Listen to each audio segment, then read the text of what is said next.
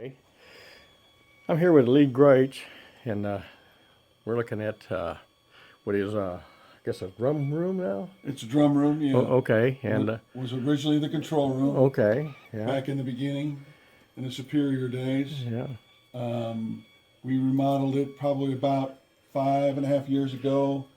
Dave Rochester was the primary designer and contractor for the remodel. And in a little bit, when we tour the studio, you see another booth that we added at the same time.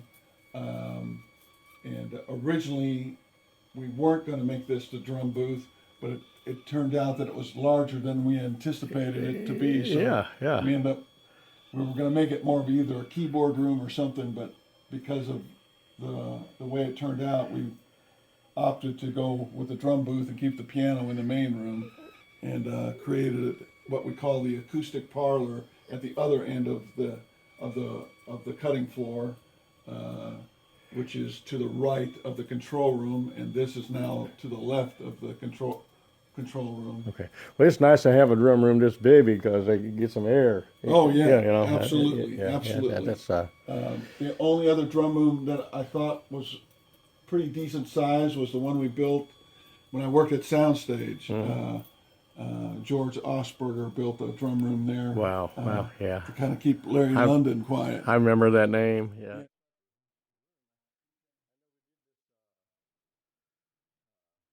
Well, this room here is pretty much the same. Originally, when Dwayne Allen had it, of the Oaks, when he first built it, the wormy cypress is all original. The only thing that's really changed is the fabric on the walls. We kind of updated it, but we still got the burlap ceiling and insulated ceiling. But it's a very neutral space. It's very acoustic friendly, and oddly enough, we've done a lot of string dates in here, and they sound pretty incredible. We've gotten good results with upwards about 20 strings, and one of the other odd things we've done in here on occasion, I think it's about 12 years ago, we did a band of bagpipes. We had 22 Wow. bagpipers Wow. in here, Wow. and Where'd you find all of them guys? they just sort of showed up. But you know, they're not an indoor instrument. They're really meant for outdoors. But we weren't able to record it outdoors, so we did it in here. But if you've ever been around a tuning bagpipe, don't be around 22. It's Wow, very, wow! I very imagine intense. very, very wide. Yeah. Were they the Scottish type or the Ulian? Yes. Okay, okay. Yes. I love the sound that the Ulian pipes make. It's just haunty and. Oh yeah, they're beautiful. yeah. They're beautiful. Well, this is a big room now, actually. Then. It's fairly good size. It's probably about not quite 30 feet by 40 feet. Okay. Okay. Just a little shy of 30 feet wide. And then this doorway and this window wasn't here originally. We wanted to add another isolation booth, so we incorporated this other part of the building here. Like I said, we call this the acoustic parlor, right here in front of the original Ryman pew. And we added a door going out into that room. And so that's about all I can say about that. Well, I noticed you have a lot of wood in it, and that Pecky cypress is, I guess Scotty Moore started that whole idea. Yeah, yeah. But we had it at our studio. We had it at Music City Recorders, and I think in CBS Studio A, they finally put it in that room as well. You know where else I noticed it? Yeah. In the early Perry Mason shows. In his office, Wow. He's got the very same wood. Wow. It's a little hard to tell. It's in black and white, but it's an exact, wood. So it's good for sound and for defending clients, I guess. Yeah. Okay, great.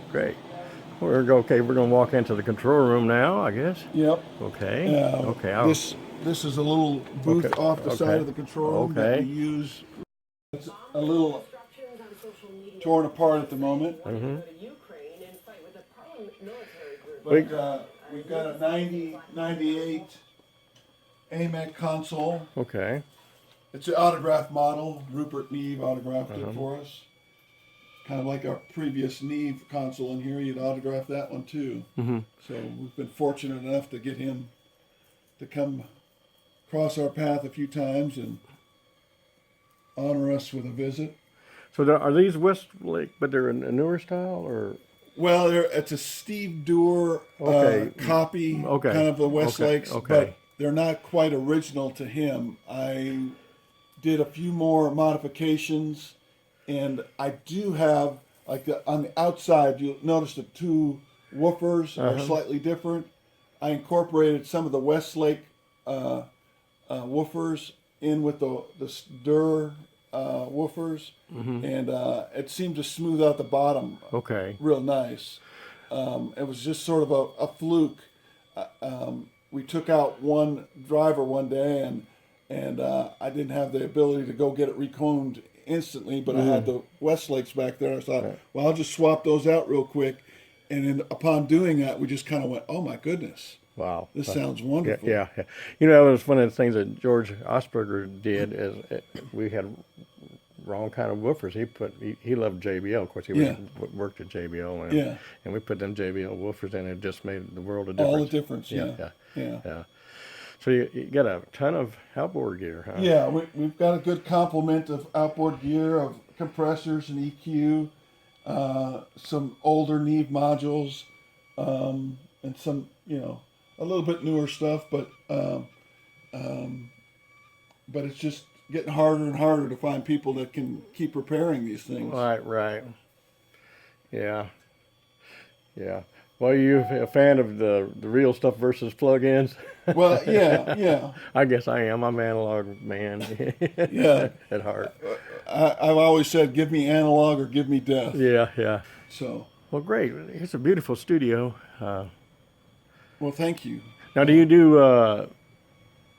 I guess you do all kinds of sessions, but with Ricky, the acoustic, they just get around in a circle out there and play? Well, not necessarily. We try to do a little bit of isolation, but a lot of the times it's pretty much in a circle. I mean, the last session I did here, they didn't even use headphones. They sat in a pretty tight circle. Yeah. And a few years before that, we did a thing with Merle Haggard, and that one they didn't use any headphones. They all sat real close together. Cool. And I originally started out with just a stereo mic, but then as it kind of evolved, I added a few more mics.